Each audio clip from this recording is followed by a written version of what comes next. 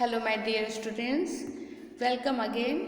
We will continue our lesson 9, standard 5th, chapter 9, Up You Go.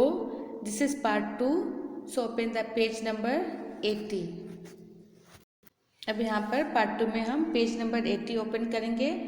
79 तक हो गया था, पेज नंबर 80 के क्वेश्चन आंसर भी हो गए थे। अभी रॉक क्लाइंबर, अभी आप यहाँ पर देख रहे हैं वो यहाँ पर एक गर्ल्स की पिक्चर है, वो किस तरह से रस्सी के सहारे से रॉक पर चढ़ने का कोशिश कर रही है। ओके, तो फर्स्ट पैराग्राफ में देखते हैं क्या है। यहाँ पे फर्स्ट है rock climber. We had to climb 50 kilometre to reach Tatkal village. It was at a height of 16 meters. Our rest had all that we may need: food, bucket, water bottle, rope, hog, plastic sheet, daddy, torch, towel, soap, handkerchief, vegetable, glucose, jaggery, chana and some other snacks. 15 kilometre चढ़कर चट्टानों पर चढ़ना था। 15 kilometre चढ़कर हमें टेकना गांव पहुंचना था। यह गांव लगभग 1600 मीटर की ऊंचाई पर था। खाने का डब्बा, पानी की बोतल, रस्सी, hook, plastic sheet, daddy, torch, तौलिया, साबुन, वेट चीटर, सीटी, ग्लूकोज, गुड़, चना और कुछ खाने पीने का सामान पिट्ठू बैग के लिए हम टेकला में खड़े थे। ओके, फिर नेक्स्ट पैराग्राफ है यहाँ पे। We could see fruit and vegetable growing in the steep fields. We saw colonel Ram Singh standing on a 90 metres high flat rock with pegs and ropes. यहाँ पे सीढ़ीदार खेतों में मौसम के अनुसार फल और सब्जियाँ उगी थी। सामने की एक बड़ी बिल्कुल सपाट लगभग 90 मीटर ऊंची चट्टान के ऊपर कर्नल राम सिंह गुटे गाड़कर रस्सों के साथ खड़े थे। हमें बताया गया था कि चट्टान पर पहले पैर और हाथ जमीन की मजबूती पहचान लेनी चाहिए। यहाँ पे we had been told the first observe the rock carefully and identify the holes place where we can put our hands and feet. Today I was not going to back out. I stood first in the line. Our next page number 81 open. A rope around his waist, he put the sling and held the things rope which was hanging. He stand climbing as if was the running up. I also put my sling, but as I took my first step, I slipped and there I was swimming from the rope. आज मेरा मन पीछे हटने को नहीं था, मैं line में सबसे आगे खड़ी थी। तभी हमारे प्रतीक्षण ने कमर पर रस्सी बांधी, स्लिंग डाला और नीचे लटकाकर मोटा रस्सा पकड़कर चट्टान पर चढ़ना शुरू किया। मुझे लगा वे उस चट्टान पर दौड़ रहे थे। मैंने भी स्लिंग डालकर चट्टान पर पैर बढ़ाया, लेकिन पैर बढ़ते ही मैं फिसल गई और उस रस्सी से झूलने लगी। Keep your body at an angle of 90 degree while climbing. I had keep your back string do not bend. 90 degree का कोण बनाते हुए चलो, आवाज आई। कमर सीधे रखो, आगे मत झुको। Keeping this in the mind, I imagined the rock as the flat ground and starting to climb up. Again, while coming down, we had to use the rope in a special way called wrapping. I did his with the same fearless. कमर सीधी रखो, आगे मत झुको। मैं एक बार फिर बढ़ी, चट्टान को जमीन मानकर मैं उस पर सीधी चढ़ने लगी। अभी वापसी उतरना बाकी था, जिसे पर्वतरोहण की भाषा में रैपिल कहते हैं। एक बार फिर मैंने बेहिचक होकर निडरता से चट्टान से नीचे उतरने को खड़ी थी। ओके, यहाँ पे देखिए टेल है। फर्स्ट क्वेश्चन है, have you ever climbed at a tree? How did you feel? Where your screen? Did you ever fall? क्या तुम कभी पेड़ पर चढ़े हो, और चढ़े हो तो कैसा फील हुआ? नेक्स्ट है यहाँ पे, have you ever seen someone climb A small wall? What do you think is the difference between climbing A wall and climbing A high rock? पेड़ पर चढ़ते हुए तुम्हें डर लगा या नहीं? क्या कभी गिरे भी हो? क्या तुमने कभी किसी को छोटी दीवार पर चढ़ते देखा है? दीवार पर चढ़ने और ऊंची चट्टान पर चढ़ने में तुम्हें क्या डिफरेंट लगता है? ओके, अभी next paragraph, A funny incident. It was evening. Khondo Bunny was feeling hungry. We did not have anything to eat. She jumped over the fence and got into a field. She quickly plucked two big cucumber and came back. Just then a woman came from behind and caught hold of her bag. She started singing some things to in her our language. We could not understand what she was saying. Was trying to explain in her next page number 82. Language which we could not understand. I tried to explain in Hindi, but neither of them could understand it. Finally, I folded my hands to say that we were sorry. यहाँ पे बताया जा रहा है एक मज़ेदार घटना। शाम हो चली थी, खोंदो बनी को भूख लगी थी और हमारा खाने का सामान भी ख़त्म था। मेरे देखते ही देखते वह काटली तारे पार करके एक बगीचे में घुस गई। वहाँ से वह 2 बड़े बड़े पहाड़ी खीरे तोड़कर लाई। तभी पीछे से एक पहाड़ी महिला ने उसका बैग पकड़ लिया। अपनी भाषा में वो खोंदो बनी से कुछ कह रही थी। उसकी पहाड़ी भाषा हमारी समझ से बाहर थी। खोंदो बनी बीच बीच में मेजो भाषा में कुछ जवाब देती जो हमें समझ न आता। मैं उन दोनों को हिंदी में कुछ समझाती, लेकिन किसी को भी किसी की बातें समझ नहीं आ रही थी। आखिरकार हाव भाव से मैंने उस महिला को समझाया और गलती मानी। Next paragraph. By then our group had gone ahead. It was already dark. I thought we had lost our way. Now we were really stricken. We could not see anything even with our torches. I started sweating ever thought it was cold. I held the hands. I called out loudly, "Where are you all? Can you hear me? My voice in the mountain." We both standing to whistle loudly and our touching. The group had noticed that we were missing. We heard some whistle at a distance. I understood the signal. We held each other's hand and waiting. Felt that we should keep talking. She standing singing a Mizo song loudly. After some time we saw they coming towards us. At last we were with the groups again. इतनी देर में सारा group बहुत आगे निकल चुका था। अंधेरा हो चुका था और मुझे लगा हम सब गलत रास्ते पर बढ़ रहे थे। हम बहुत घबरा गए। टॉर्च से भी कुछ नज़र नहीं आ रहा था। हमने घबराकर हाथ पकड़ लिया। ठंड में भी मेरे पसीने छूट रहे थे। मैंने ज़ोर ज़ोर से आवाज़ लगाई, "कहाँ हो तुम और तुम सब?" पहाड़ों पर मेरी आवाज़ गूंजने लगी। हमने ज़ोर ज़ोर से सीटियाँ बजाना शुरू की और टॉर्च से रोशनी की। तब तक शायद ग्रुप को पता चल चुका था। सीटियाँ बजने लगी। हम उस संकेत को समझ गए। टॉर्च जलाए हुए, हाथ पकड़े, पसीने से तरबतर हम वहीं अपनी जगह खड़े हो गए।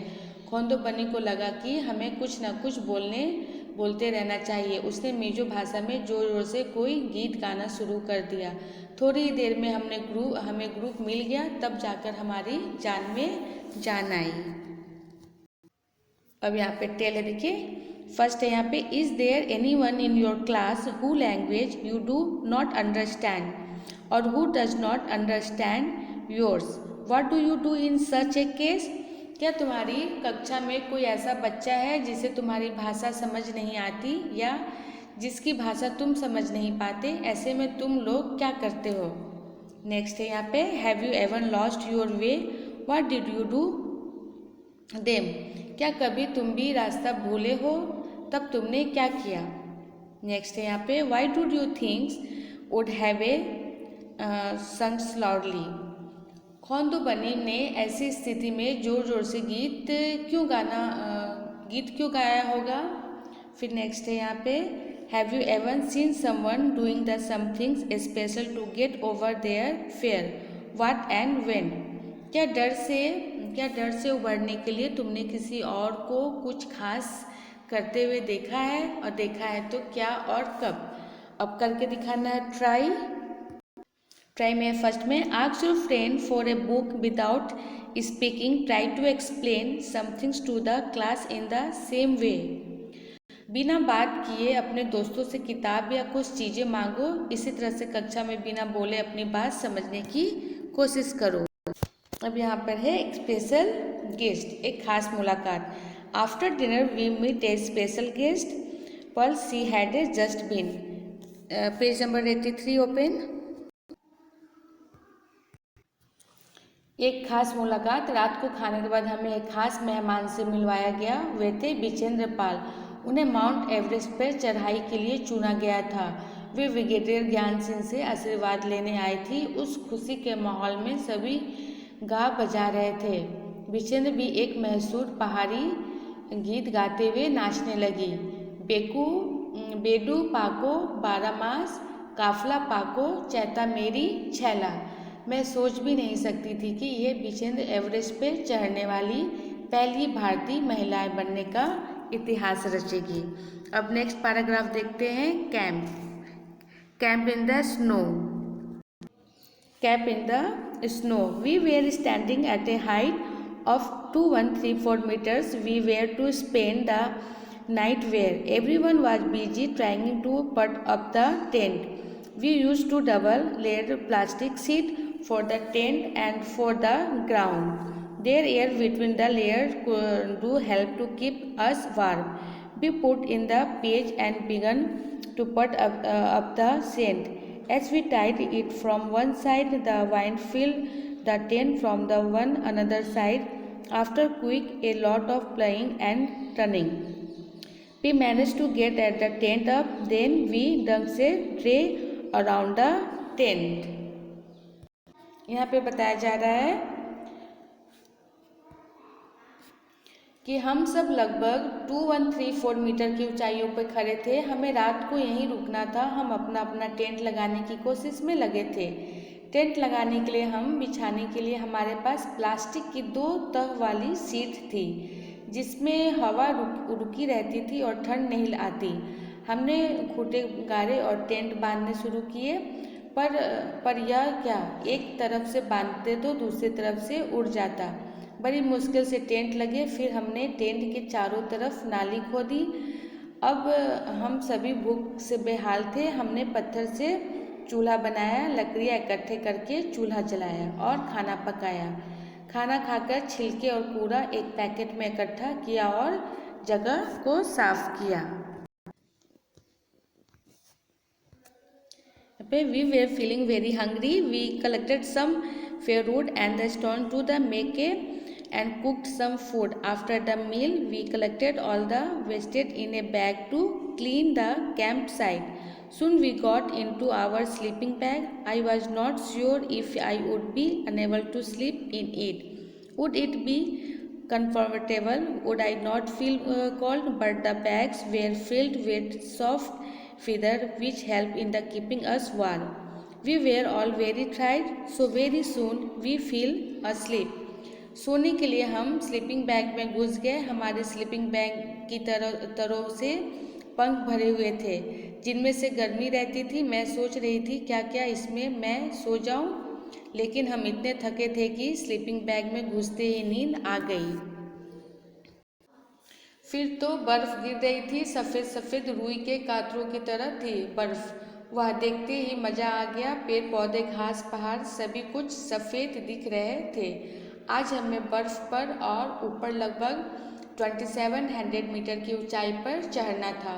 ऊपर चढ़ने के लिए भी हमें छड़ियाँ दी गई थी। हम छड़ी के सहारे पैर जमा कर बढ़ रहे थे। बार बार पैर फिसल रहे थे। दोपहर होते होते हम बर्फ़ से ढके पहाड़ों पर थे। वहाँ हमने स्नोमैन बनाया और बर्फ़ के लोगों ने भी खेले। अभी हम नेक्स्ट पेज टर्न करेंगे। Last day at camp. अब यहाँ पे है कैंप का आखिरी दिन। We were getting ready for the camp fire, each group presenting a programming. We were enjoying telling joke and laughing, singing and dancing around the campfire. Soon it was a midnight. Gyan Singh got up and called me. I thought, who know what have I done this time? But when sir according my names for the best performance award, I stood still. He blessed me and tears to joy rolled down my face. यहाँ पर है camp का आखिरी दिन, camp fire, आग जलाने की तैयारी चल रही थी। सभी ग्रुप अपना अपना प्रोग्राम तैयार करके आए थे। खाने के बाद आग के चारों तरफ नाच गाना, चुटकुले, हंसी मजाक में सब रात को 12 बजे तक पता ही नहीं चला। तभी ब्रिगेडियर ज्ञान सिंह उठे और उन्होंने मुझे बुलाया। मैंने सोचा कि आज आखिरी दिन भी कोई गड़बड़ हो गई क्या, पर उन्होंने जब बेस्ट परफॉर्मेंस अवार्ड के लिए मेरे नाम की घोषणा की तो मैं उन्हें देखते ही रह गई। ब्रिगेडियर साहब का आशीर्वाद भरा हाथ मेरे सिर पे था और मेरी आंखों में खुशी के आंसू टपक रहे थे। अब यहाँ पे डिस्कस में देखेंगे, why do you thinks a drain was dug around the tent. पहाड़ पर टेंट के चारों तरफ नाली क्यों खोदी गई थी। नेक्स्ट है यहाँ पे, beside mountaineering what are other activities that can be called why. पर्वत रोहन की तरह और कौन कौन से काम हैं जिन्हें एडवेंचर कहा जाता है और क्यों। नेक्स्ट पेज टर्न करेंगे यहाँ पे। अभी हम नेक्स्ट पेज में देखेंगे, imaging and writing. You are on a mountain, how do you feel there, what can you see, what do you feel like doing there. कल्पना करो और लिखना है आपको, तुम पहाड़ पर हो, तुम्हें वहाँ कैसा लग रहा है, क्या क्या दिख रहा है, क्या क्या करने को मन कर रहा है। तो ये आपको एक कंपला करना है, इमेजिंग करनी है आपको कि अगर आप पहाड़ पे हो तो तुम्हें वहाँ पे कैसा लग रहा है और क्या क्या दिख रहा है और क्या क्या करने को मन कर रहा है। ओके, अभी नेक्स्ट देखते हैं, alone on the mountain top. खेल खेल में पैराग्राफ में हम देखेंगे खेल खेल में क्या बताया जा रहा है, तभी हम ध्यान से सुनेंगे। यहाँ पे alone on the mountain top. खेल खेल में पहाड़ी इलाकों में रहने वाली 12 वर्ष की एक पहाड़ी लड़की स्कूल से पिकनिक के लिए गई। वहाँ अपनी सहेलियों के साथ वह खेल खेल में लगभग 400 मीटर ऊंची पहाड़ की चोटी पर चढ़ गई। वह चढ़ तो गई लेकिन अंधेरा हो जाने के कारण वापसी उतर नहीं पाई। वहाँ था केवल धूप अंधेरा, ठंड और डर। पास में कुछ नहीं और बितानी थी पूरी रात। हाँ, यह है गरवारा के नाकरी गांव में रहने वाली बेचेंद्र पाल के बचपन की एक घटना है। बड़े होकर नेहरू इंस्टीट्यूट ऑफ माउंटेनिंग से उन्होंने पहाड़ पर चढ़ने की ट्रेनिंग ली और उन्हें गाइड करने वाले थे ब्रिगेडियर ज्ञान सिंह। वे महिलाओं को पहाड़ों पर चढ़ने की ट्रेनिंग देने लगी। 1984 में बिछेंद्र को माउंट एवरेस्ट पर चढ़ने के लिए चुना गया। फिर एक धमाका हुआ। 18 लोगों की उसी टीम में 7 महिलाएं थीं। चढ़ाई के दौरान 15 मई की रात को टीम जब लगभग 7300 मीटर की ऊंचाई पर पहुंची तो बेहद थकी हुई थी। सब लोग तंबू गाड़कर सो गए। करीब 12:30 बजे रात को धक धक की आवाज़ के साथ आवाज़ आई। एक जोरदार धमाका, इससे पहले ही वे उठ पाते। टेंट उड़ गया और कोई भारी चीज़ उनसे जोर से टकराई। बिचेन तो मानो बर्फ की चादर से ही लिपट गई। पूरी टीम के लोगों को बहुत चोट आई। टीम के लोगों ने कुल्हाड़ी से खोद कर उन पर से बर्फ हटाई और उन्हें बाहर निकाला। उनका सिर जख्मी था। वह एक भयंकर बर्फ का तूफान था।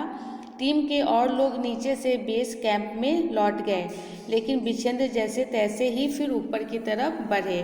बिचेंद्र ने 23 मई 1984 को दिन में 1:07 पर 8900 मीटर ऊंची चोटी माउंटेन एवरेस्ट पर कदम रखा। उनके साथ उनकी टीम का भी एक साथी भी था। चोटी पर 2 लोगों के खड़े होने की जगह ही नहीं थी। पैर फिसलने से हजारों फुट नीचे ही गिरकर रुकते। उन्होंने बर्फ खोदकर अपनी कुल्हाड़ी को हुक की तरफ गाड़े और रस्सी से अपने आप को उस हुक से बांधा। तब वे लोग वहां खड़े हो गए। वे ठंड से कांप रहे थे पर खुशी से झूम भी रहे थे। उन्होंने वहां माथा टेका, तिरंगा गाड़ा और कई फोटो भी खींचे। करीब 48 मिनट तक वह दुनिया की सबसे ऊंची चोटी पर रहे। इसके साथ ही बिचेंद्र पाल भारत की पहली और संसार की 5वीं ऐसी महिलाएं बनी जिन्होंने एवरेस्ट पर कदम रखा। आपने समझ लिया होगा ये पूरे पैराग्राफ को। अभी पेज नंबर नेक्स्ट टर्न करेंगे। अभी नेक्स्ट पेज में हम देखेंगे, यहाँ पर आपके लिए क्वेश्चन आंसर है। तो फर्स्ट थिंक वाला क्वेश्चन, यहाँ फर्स्ट क्वेश्चन है, why did the Ben put up the Indian flag on the speak? Vijendra ने चोटी पर तिरंगा क्यों गाड़ा? सेकेंड है, when have you seen our nation flag winging the? तो यहाँ पे झंडा कब कब फहराते हैं? Make a group of 6-8 children designing a flag of your group, explain why you choose that the designing.